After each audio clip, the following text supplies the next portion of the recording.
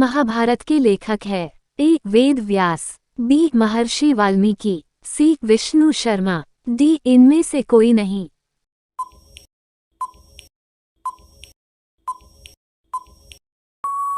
सही उत्तर है ए. वेद व्यास। महर्षि वेदव्यास ने समस्त विवरणों के साथ महाभारत ग्रंथ की रचना की थी।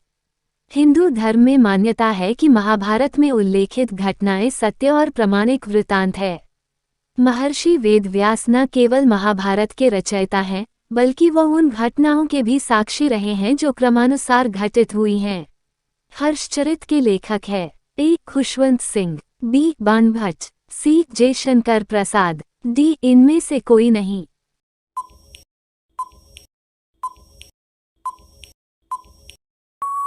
सही उत्तर है बी. बाणभट्ट। हर्षचरित संस्कृत में बाणभट्ट द्वारा रचित एक ग्रंथ है। इसमें भारतीय सम्राट हर्षवर्धन का जीवन चरित्र वर्णित है। ऐतिहासिक कथानक से संबंधित यह संस्कृत का सबसे प्राचीन ग्रंथ है। पंचतंत्र के लेखक है? ए. भवभूति, बी. रामधारी सिंह दिनकर, सी. खुशवंत सिंह, डी. विष्णु शर्मा।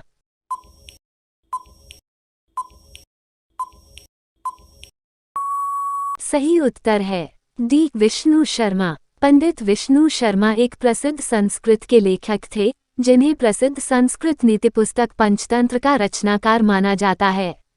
नीतिकथाओं में पंचतंत्र का पहला स्थान है। उपलब्ध प्रमाणों के आधार पर कहा जा सकता है कि जब इस ग्रंथ की रचना पूरी हुई, तब उनकी उम्र 80 वर्ष के करीब थी।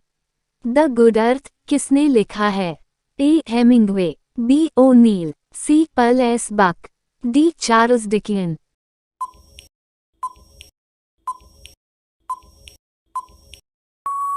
सही उत्तर है C. Pearl S Buck. The Good Earth 1931 में प्रकाशित पर्ल एस बक का एक ऐतिहासिक काल्पनिक उपन्यास है जो 20वीं सदी के चीनी गांव अनवेई में पारिवारिक जीवन का नाटकीय चित्रण करता है। उत्तर रामचरितम के लेखक है? A. Charles Dickens, B. Jaishankar Prasad, C. Maharshi Valmiki, D. महाकवि भवभूति।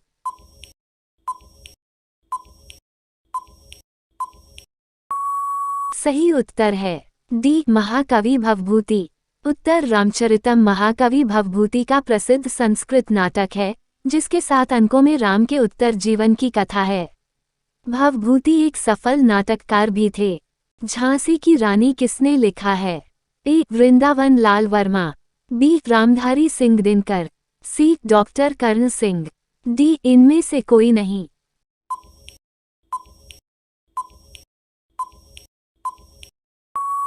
सही उत्तर है ए. वृंदावन लाल वर्मा। झांसी की रानी लक्ष्मीबाई हिंदी के लेखक वृंदावन लाल वर्मा द्वारा लिखित एक ऐतिहासिक उपन्यास है। इसका प्रथम प्रकाशन सन 1946 में हुआ था।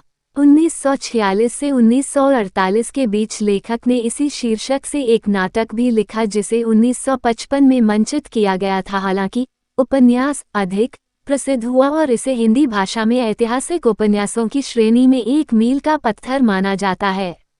1951 में इस उपन्यास का पुनर्प्रकाशन हुआ। मेघदूत किसकी रचना है? ए. कालिदास, बी. हरिश्चंद्र, सी. मैथिली शरणगुप्त, डी. भारतेंदु।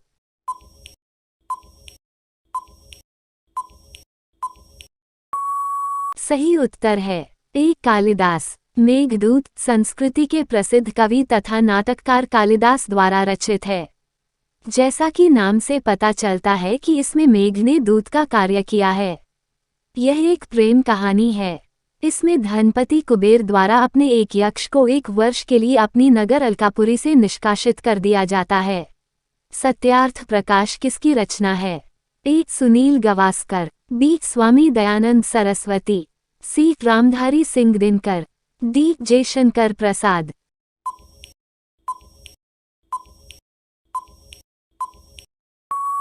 सही उत्तर है बी. स्वामी दयानंद सरस्वती।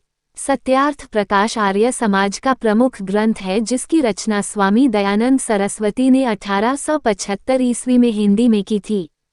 हितोपदेश नामक पुस्तक के लेखक कौन है? ए. विष्णु शर्मा, बी. नारायण पंडित, सी. नागार्जुन, डी. इनमें से कोई नहीं।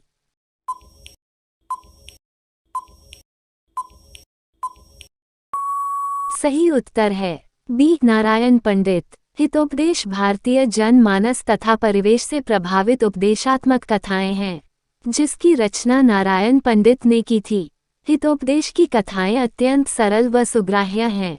विभिन्न पशु पक्षियों पर आधारित कहानियां इसकी विशेषता हैं। रचयिता ने इन पशु पक्षियों के माध्यम से कथाशिल्प की रचना की है जिसकी समाप्ति किसी शिक्षाप्रद बात से ही हुई है। पशुओं को नीति की बातें करते हुए दिखाया गया है। अर्थशास्त्र किसकी कृति है? ए चरक, बी सुबंधु, सी कौटिल्य, डी पाणिनि।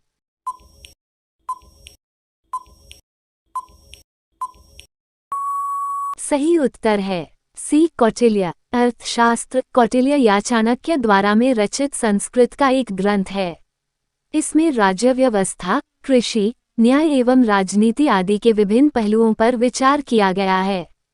मुद्राराक्षस के लेखक कौन हैं? ए विज्ञानेश्वर, बी कल्हण, सी विशाखदत्त, डी याज्ञवल्क्य।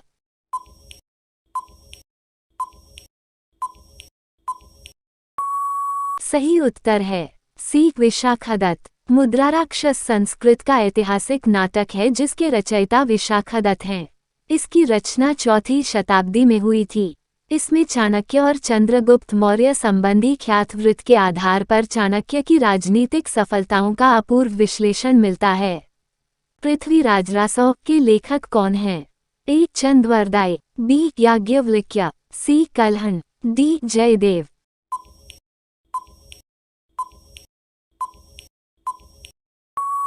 सही उत्तर है ए चंद्रवरदाय। पृथ्वीराज रासो हिंदी भाषा में लिखा एक महाकाव्य है जिसमें सम्राट पृथ्वीराज चौहान के जीवन और चरित्र का वर्णन किया गया है। इसके रचयिता चंद्रवरदाय पृथ्वीराज के बचपन के मित्र और उनके राजकवि थे और उनकी युद्ध यात्राओं के समय वीर रस की कविताओं से सेना को प्रोत्साहित भी करते थे। विंग्स ऑफ फायर पुस्तक के लेखक कौन है? A MJ. Akbar, B Vikram Seth, C APJ. Abdul Kalam, D Arundhati Roy.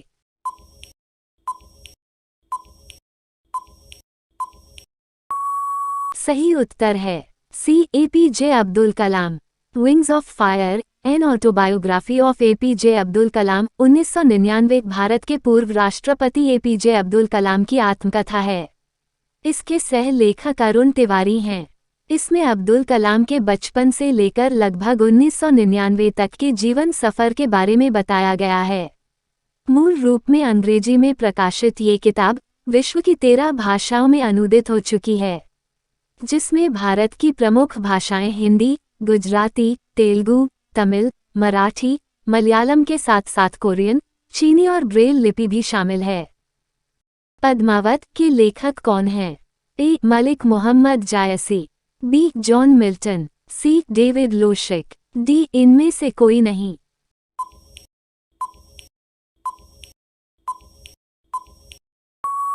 सही उत्तर है ए मलिक मोहम्मद जायसी। पद्मावत हिंदी साहित्य के अंतर्गत सूफी परंपरा का प्रसिद्ध महाकाव्य है। इसके रचनाकार मलिक मोहम्मद जायसी हैं। दोहा और चौपाई छंद में लिखे गए इस महाकाव्य की भाषा अवधी है। रामचरितमानस के लेखक कौन हैं? ए गोस्वामी तुलसीदास, बी जसवंत सिंह, सी लक्ष्मीकांत वर्मा, डी रामधारी सिंह दिनकर।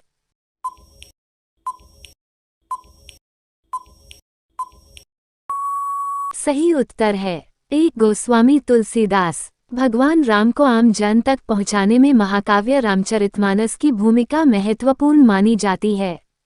गोस्वामी तुलसीदास द्वारा रचित रामचरितमानस की रचना 966 दिन में पूरी हुई थी।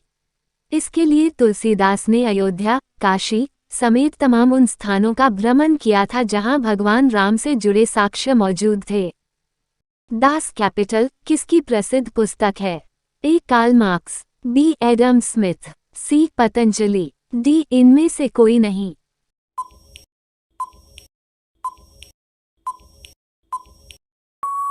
सही उत्तर है A Karl Marx. Das Kapital एक पुस्तक है जिसकी रचना कार्ल मार्क्स ने 1867 ईस्वी में की थी। इसमें पूंजी एवं पूंजीवाद का विश्लेषण है तथा मजदूर वर्ग को शोषण से मुक्त करने के उपाय बताए गए हैं। इस पुस्तक के द्वारा एक सर्वथा नवीन विचारधारा प्रवाहित हुई जिसने संपूर्ण प्राचीन मान्यताओं को झकझोर कर हिला दिया। इस पुस्तक के प्रकाशित होने के कुछ ही वर्षों के बाद रूस में साम्यवादी क्रांति हुई। गीत गोविंद के लेखक कौन हैं? ए. जयदेव, बी. रवींद्रनाथ टैगोर, सी. Doctor Rajendra Prasad, D. ताराशंकर।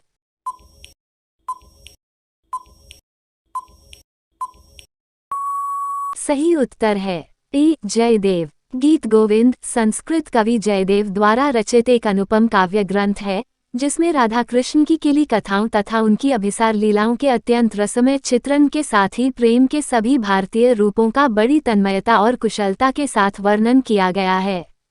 समग्र संस्कृत साहित्य में इस कोटि की मधुर रचना दूसरी कोई नहीं। गीतांजलि किसकी प्रसिद्ध पुस्तक है? ए. कालिदास, बी. रवींद्रनाथ टैगोर, सी. जयदेव, डी. जयशंकर प्रसाद।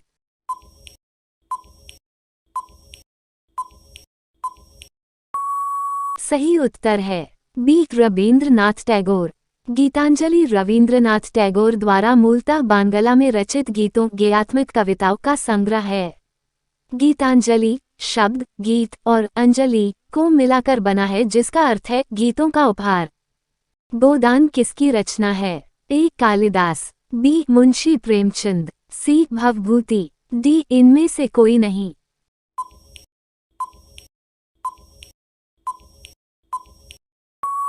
सही उत्तर है बी. मुंशी प्रेमचंद। गोदान प्रेमचंद का अंतिम और सबसे महत्वपूर्ण उपन्यास माना जाता है। कुछ लोग इसे उनकी सर्वोत्तम कृति भी मानते हैं। इसका प्रकाशन 1936 ईस्वी में हिंदी ग्रंथ रत्नाकर कार्यालय बम्बई द्वारा किया गया था। इसमें भारतीय ग्राम समाज एवं परिवेश का सजीव चित्रण है। गोदान ग्राम्य जीवन और कृषि संस्कृति का महाकाव्य माना जाता है। इसमें प्रगतिवाद, गांधीवाद और मार्क्सवाद साम्यवाद का पूर्ण परिप्रेक्ष्य में चित्रण हुआ है। गुलामगिरी का लेखक कौन था? ए. महात्मा गांधी, बी. ज्योतिबा फूले, सी. अंबेडकर, डी. पेरियार।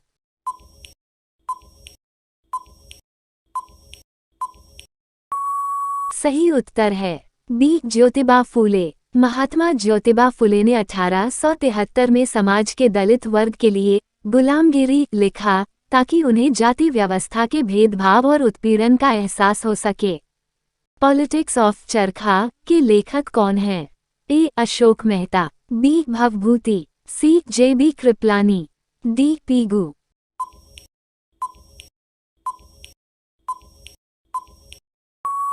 इस प्रश्न का उत्तर आप कमेंट बॉक्स में लिखकर जरूर दीजिए। अगर अभी तक इस चैनल को सब्सक्राइब नहीं किया है तो अभी कर दीजिए। हम इस चैनल में निरंतर रोचक और ज्ञानवर्धक कंटेंट लाते रहते हैं। धन्यवाद।